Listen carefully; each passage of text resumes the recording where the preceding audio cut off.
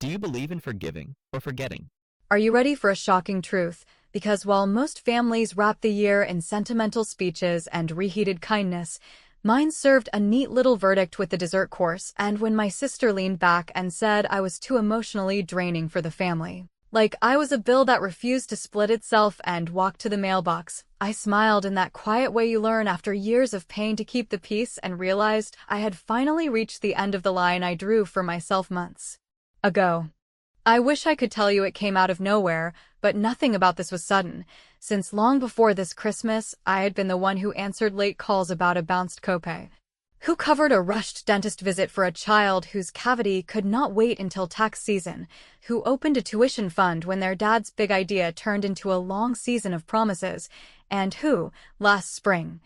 added my sister to my employer health plan as secondary coverage after a scare put everyone on edge and made me think that stepping in was just a temporary kindness that would tide us over until they were back on their feet. The funny part, funny as in the kind of laugh that gets stuck in your throat, is how the help becomes invisible once it is stable, because after a few months of quiet transfers and scheduled payments and tidy confirmations in my email, the story in the family chat shifts from gratitude to expectation, and what used to be a favor becomes the baseline, and what used to be a thank you becomes a shrug, and then, when you finally ask a simple question like, "Can we revisit this in January?" the person who has learned to live on your silence discovers a new word like draining and tries it on you like a coat they never paid for. I did not argue across the table, and I did not list anything. And I did not explain that just last month I sent a message asking them to plan to take over premiums by spring, because open enrollment comes once a year and adults who want independence actually have to fill out forms. And I did not remind anyone that the tuition fund paperwork, which I read line by line because I am that woman, clearly states that the donor may pause disbursements when circumstances are unreasonable, and I did not tell my mother that rescuing people who treat help like an entitlement is not kindness, it is quiet self-erasure, because I have learned that the more you talk in those moments, the more you volunteer for the role they already cast you in. Instead, I went still in that way you do when someone throws a match and expects you to blow on it, and I watched the room tilt toward the same choreography where my mother clears her throat, my brother-in-law jokes about stress, my sister stares at her phone, and the expectation falls on me to soothe, to smooth, to mop, and I decided to give them something new, which was the absence of my performance. Driving home, I built the list in my head with the same calm I use at work when a project is over budget and underloved. The benefits portal where I can remove a dependent within policy. The fund custodian email where I can request a pause without penalties. The shared spreadsheet I named Bridges because it kept me from drowning in random favors by logging every promise, every repayment, every date. Not to weaponize it, but to stay sane. Because memory in families like mine is a very creative novelist who edits the facts to flatter the loudest character. If you think I did this out of anger, you do not know me, because the truth is I had planned this boundary for months, leaving notes to myself like talk in writing or not at all, and ask for clear steps instead of apologies, and do not argue with tears. And do not keep paying for access to people who call you difficult, and while it sounds clinical on paper, it is actually the most loving choice I have made for everyone, because nothing grows in a house where one person is the sponge and the rest are the spills. When I got home, I opened the email folder I call Promises, which holds years of subject lines that read, "I will pay you back, and I swear you are first, and I will put you on the contract," and I did not cry, although I had the right, and I did not rage, although the old me would have, and I simply scrolled until I reached last month's text from my sister that said, "You will cover December, and I will circle back in January," with a winking face that looked a lot like the punctuation you put at the end of a lie you want to sell as a joke. I thought about my nieces, who did not ask to be in the middle of adult messes, and I reminded myself that pausing a fund is not the same as lighting it on fire, and that structure is not cruelty, and that accountability is not revenge. And I promised myself that every choice I make from here will be documented, reversible if respect is restored, and completely dull in the way healthy decisions usually are. Because the drama only helps the people who want me to look like the problem while my money fixes theirs. So I drafted 2 sentences I would send tomorrow, one to HR confirming the removal within guidelines, and one to the custodian requesting a pause per donor rights, and I left them unsent because I know the value of sleeping on power. And then I set my phone face down and let the silence wrap around me like the kind of calm you do not notice when you are always rushing to put out other people's fires. My mother left a voicemail before midnight with that watery tone that says I must step in because I am the only one who can, and she asked me to be the bigger person, which is a phrase people use when they mean be the quieter victim, and I replayed it once. Then saved it in a folder called Noise so I would not confuse it with facts, and I decided that in the morning my actions would speak in invoices and confirmations instead of speeches, because speeches maintain the performance, and I am retired from that theater. If you are wondering whether I felt mean, I will tell you the feeling was relief mixed with a little grief for the years when I thought love required me to disappear, and I know some viewers will say this is harsh. Yet those same viewers have a drawer full of receipts from times they paid to be accepted, and they know what it costs to look generous while everyone else looks innocent, and they understand the private victory of choosing a boundary that does not ask for applause. So here is where we leave this first part, with a woman who has always been labeled helpful being rebranded as difficult because she refused to subsidize disrespect, and with a family that thinks the group chat is a court and that tears are evidence. And with me choosing the only language that finally lands in a home like ours, which is a calm, documented, policy-compliant no, and if you are tempted to ask what happens when the first confirmations arrive and the phones start buzzing, then you already know the better question, which is whether they will finally hear me when I stop explaining and start acting, because in the next 24 hours I will press a few quiet buttons and the story everyone tells about me will change. The morning after Christmas, I woke up with the kind of clarity you only feel when something that has been simmering for years finally clicks into place, and I realized that while my family thought of me as the emotional sponge who would always absorb their mess, what they had forgotten was that I also happened to hold several levers they depended on, levers that were not dramatic, not loud, not even personal in the way arguments are, but bureaucratic, financial, and quietly powerful in ways that no one pays attention to until the person operating them decides to stop. I poured myself coffee and opened my laptop with a steadiness that came from planning, not rage, because months ago I had already mapped out what would happen if my sister ever crossed the line from entitled to insulting, and when she did it on Christmas. Calling me emotionally draining after years of using me as her silent support system, she triggered the exact sequence of steps I had written for myself in a private note titled Simply Boundaries, which listed in bullet points what to do when. Her words finally confirmed that she saw me not as family, but as a resource to be squeezed. The first lever was my employer benefits portal, which most people ignore until they need it, but which I knew inside out because being practical and prepared has always been both my curse and my shield. And within 5 minutes of logging in, I navigated to the dependent coverage section and calmly selected the option to remove her name, which I had added during a qualifying event last year when she claimed she had no coverage and begged for help during a health scare. The truth is, I was allowed to add her under emergency circumstances, but just as easily, I was allowed to remove her during the next open enrollment, and now that the window had arrived, I simply executed the choice I had already rehearsed in my mind dozens of times.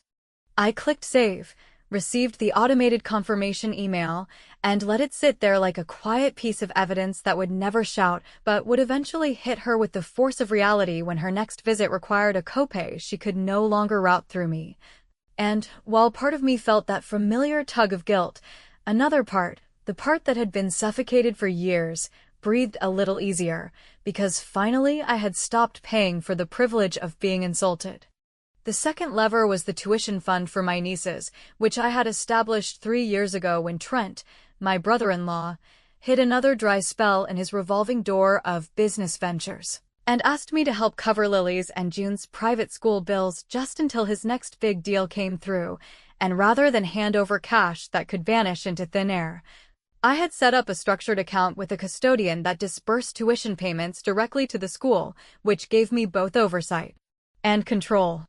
What my sister never bothered to read in the fine print was that as the donor I had the legal right to pause disbursements if I deemed the circumstances unreasonable. And after watching her post photos of a Paris vacation while I quietly covered January semester fees, I decided unreasonable was the only accurate description left. So I drafted an email to the fund administrator stating clearly and professionally that I wished to suspend upcoming payments until further notice, citing donor discretion as outlined in the original agreement. I did not hit send right away, because part of me wanted to savor the calm power of knowing that I could end the pattern without ever raising my voice, without ever entering another screaming match where my mother played referee and my sister played victim. Because now the structure was on my side, and all I needed to do was exercise the rights I had given myself when I first agreed to help. Sitting there with both drafts prepared, I opened a folder on my computer labeled Promises, where I had saved every text and email from Vanessa over the years, promising repayment, swearing this would be temporary, insisting that she would never forget what I had done, and I scrolled until I found last month's message where she wrote, "You'll cover December. I'll circle back in January." With that smirking wink face that perfectly captured the casual entitlement she had built into her identity. I thought about how many times I had let things slide because of the girls, because of mom's tears, because of the fragile idea of family that only seemed to demand sacrifices from me. And I realized that by removing her from the health plan and pausing the tuition fund, I was not destroying anything. I was simply returning responsibility to the people who had conveniently forgotten they ever agreed to carry it. The weight lifted in a way I cannot fully explain, because it was not joy and it was not revenge in the cruel sense, but rather a calm sense of balance being restored, the kind you feel when you finally stand up straight after years of carrying someone else's load. And I whispered to myself that I was done paying for access to disrespect. By the time the sun set that day, the only actions I had taken were a few quiet clicks and one unsent email, yet I knew that within days the ripple effects would shake every story they told about me, and I braced myself for the flood of calls and accusations. Not with fear, but with readiness, because I had finally chosen to stop fighting with words and start moving levers that spoke louder than any argument ever could. And while my mother might call it cruel, I knew deep down that this was the first time I had chosen myself without apology. And that is where I left the day, with drafts saved, confirmations in my inbox, and a steady conviction that the next 24 hours would bring the storm I had been preparing for. Because when you remove the hidden beams holding up a house of entitlement, the people living inside will finally realize that the foundation was never theirs, it was mine all along, and now it was gone.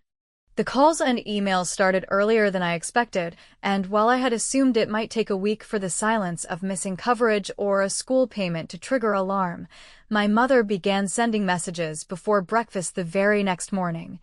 Each one longer than the last, filled with exclamation points and words like betrayal and family, as if I had walked into the living room with a baseball bat instead of sitting quietly in my own home and pressing a few lawful buttons that simply shifted responsibility back to the people who had insisted it was mine to carry. She began with the usual line that she has polished over decades: family does not cut off family, which she sent in 3 separate emails with slightly different phrasing, as though repetition would make the argument airtight. And when I did not answer within the hour, she escalated into long, tearful voicemails about how Vanessa had been crying all night, about how the children would suffer, about how I should just be the bigger person,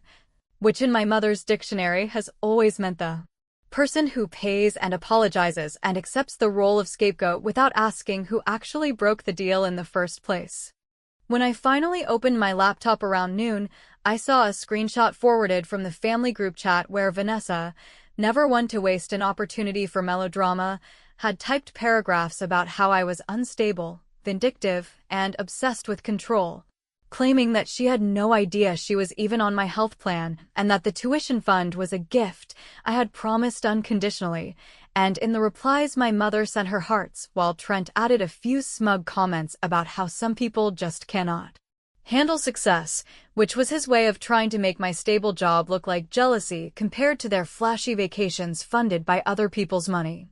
Instead of replying in the heat of the moment, I did something I knew none of them would ever expect. I calmly opened the folder on my computer labeled Promises, where I had stored every piece of evidence I ever knew I would need for the day when the family's memory turned selective, and I scrolled through emails with subject lines like, "I swear this is the last time," and "I'll put you on the contract once the deal closes," and "I'll pay you back first thing next month," each one a timestamped confession that the arrangement had never been a surprise, never been unconditional, never been the kind of pure gift they now pretended it was.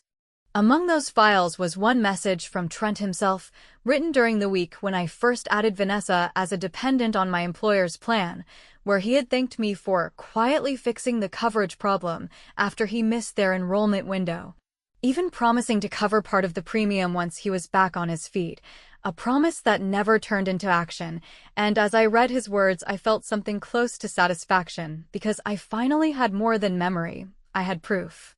My mother's inbox assault continued throughout the day, and in one message she wrote that she was ashamed of me for putting financial things above blood. And I sat there shaking my head because she has never once scolded Vanessa for treating me like a walking ATM or for spending tuition money on a so-called work trip that coincidentally matched the dates of Paris Fashion Week. But somehow I was the problem because I decided to stop underwriting the lie.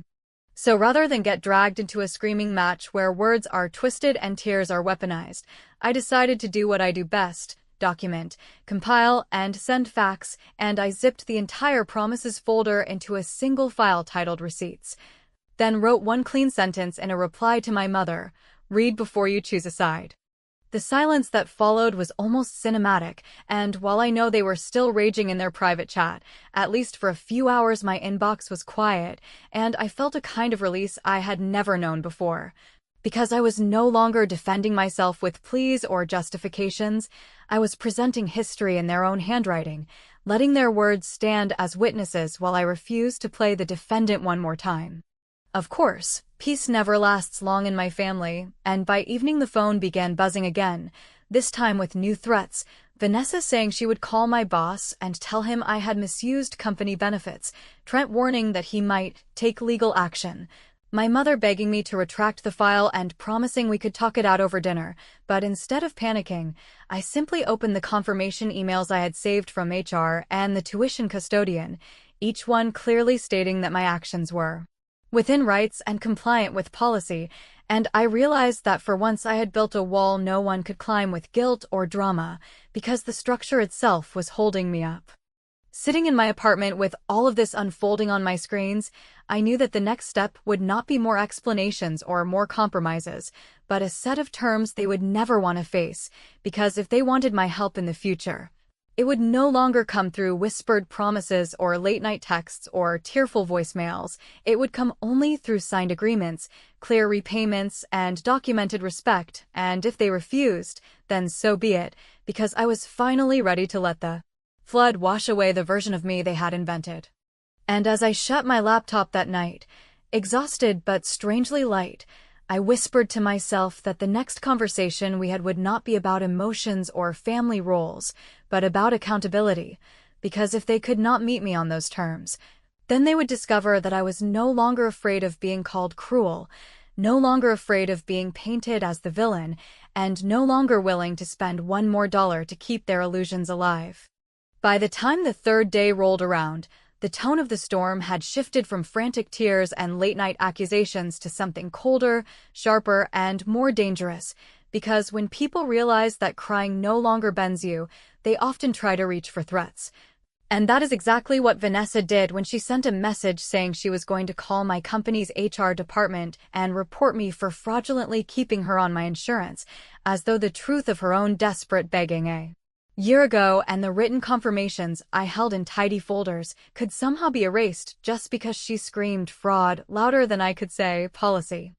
I knew the move was coming the moment my mother used the phrase, "You could lose your job over this," in one of her messages, because that has always been my family's strategy: find the one thing you love, the thing that actually keeps you safe and independent, and dangle the threat of taking it from you until you cave. But what they never seem to understand is that I do not operate on drama, I operate on paper, and before Vanessa had even finished typing her rant, I had already opened my email and sent a calm, professional note to HR with attached documents showing the exact timeline of her addition to my plan, the qualifying event, the agreement she acknowledged, and the fact that her removal had been executed during open enrollment,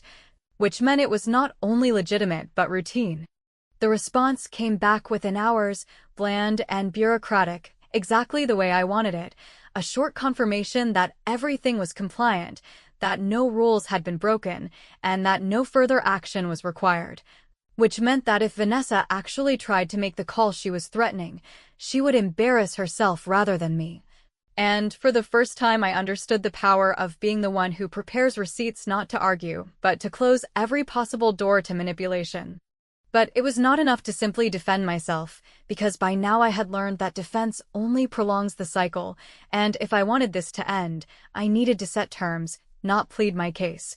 So when my mother called again in that quieter tone she uses when she is finally afraid, I did not explain or argue or cry. I simply laid out conditions as though I were negotiating a contract with a client who had already broken trust. I said that Vanessa would need to apologize in writing, not a half-hearted "sorry you feel hurt," but a direct acknowledgement of what she had done, that she would need to sign a simple repayment plan, symbolic in amount but essential in meaning. That required her to transfer a small set sum every month to show respect for the help I had given, and that my mother herself would have to promise to stop interfering every time conflict arose, because I would no longer tolerate being ganged up on whenever someone did not want to face their own accountability. The silence on the other end of the call was long, and for once my mother did not fill it with tears, because I think she finally realized that I was no longer afraid of being cut out. No longer clinging to the scraps of belonging that had cost me years of financial strain and emotional exhaustion, and that I was perfectly prepared to live without their approval if it meant I could finally live with myself.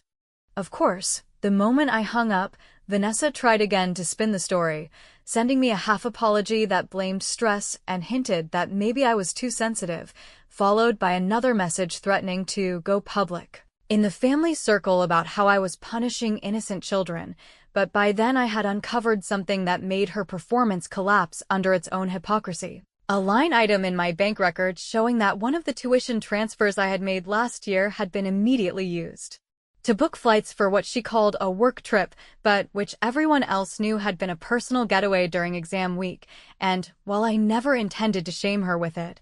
the discovery hardened my resolve because it proved once again that she had turned my sacrifices into her luxuries while calling me draining for daring to exist with feelings of my own.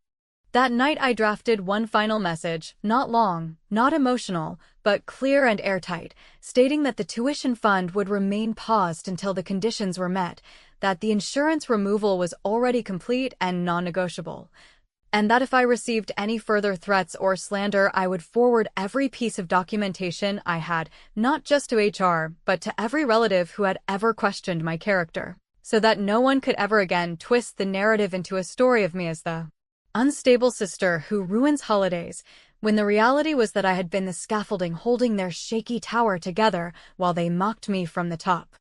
And when I hit send, I felt a shift inside me that no apology or promise from them had ever given me, because for the first time I was not asking, I was not begging, I was not defending, I was dictating the terms of my own worth. And whether they accepted or rejected them no longer mattered, because either way I had already won by stepping out of the game they had forced me to play since I was old enough to earn my own paycheck.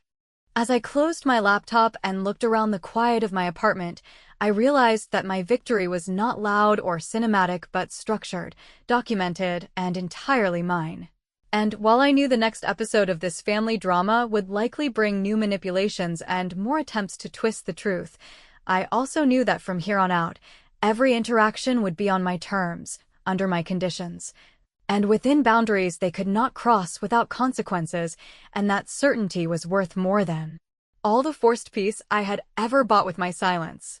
When the last round of threats fizzled into that thin, brittle quiet people adopt when manipulation stops working, I understood that the only thing left to do was close the loop with a decision that was firm enough to stand without my voice propping it up. kind enough to live with when the adrenaline faded, and clear enough that no one could pretend they did not understand the rules. So I sat at my desk with a mug that had gone cold, and I drafted the message I had been inching toward for months. The one that would end the endless negotiations and put the burden of repair where it belonged, not on my guilt or on my savings account, but on their willingness to own what they had done and to meet the simplest terms a grown person can be asked to meet. Vanessa had sent me what she called an apology, which was really a long paragraph about stress and pressure, and how people say things they do not mean when they are tired, followed by the familiar line about me being too sensitive, and then tucked at the bottom, a single sentence that asked if we could reset everything for the kids, as though resetting meant I would simply turn my back on the names I had been called and the money I had poured into a life she curated online like a showroom, and because I had promised myself that this ending would not be petty or punitive, I read it twice, and then I answered with the only kind of mercy I trust these days, the kind that is written down and tracked and enforceable even when tears show up to renegotiate the truth. I told her that if she wanted the tuition fund to resume, she would need to sign the short agreement I had attached, a plain document stating that she acknowledged the past help, that she regretted her comment on Christmas,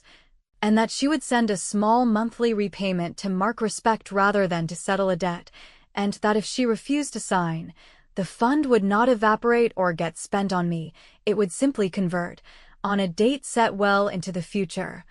into a scholarship donation made in Lily's and June's names to the school emergency relief program, a clean, transparent redirect that honored the original purpose, education, without subsidizing the behavior that had made me finally end the arrangement.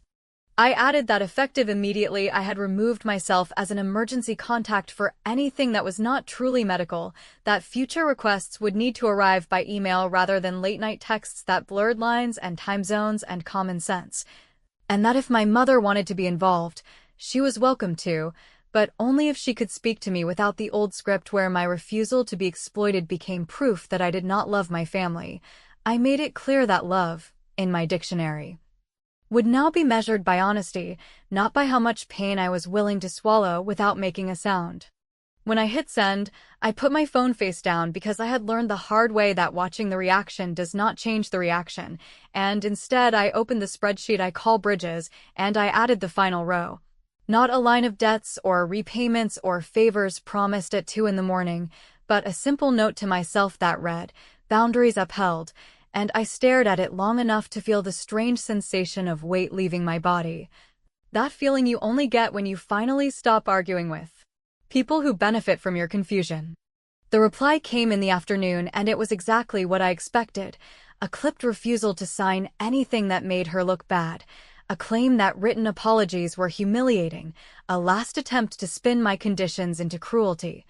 And, because the choice was now on paper rather than in the theater of a family argument, I did not have to convince anyone of anything. I simply forwarded the signed confirmation to the custodian, instructing them to convert the next scheduled disbursement into a donation, dated for a later academic term in the girls' names, with a note that the funds would remain eligible to resume if a signed agreement arrived before that date, which was not a threat, not revenge, not even clever. Just a quiet structure that would not move unless respect moved first. My mother called, and for the first time in a long time she did not cry. She just sounded old and tired and asked what I hoped to get out of this, and I told her the truth, that I hoped to get mornings where my stomach did not clench at every notification, that I hoped to get a bank account that reflected my life rather than my fears, that I hoped to get relationships that could survive a boundary without turning me into a villain, and that if those things were not possible inside our family, then I would build them outside and leave a door unlocked for the day when the people who loved me could walk through without demanding that I empty my pockets to prove it. Weeks later, the dust settled into that new shape conflict takes when the performance is cancelled, and while the group chat still hummed without me and the rumors still tried to do their slow work, nothing in my apartment moved unless I moved it.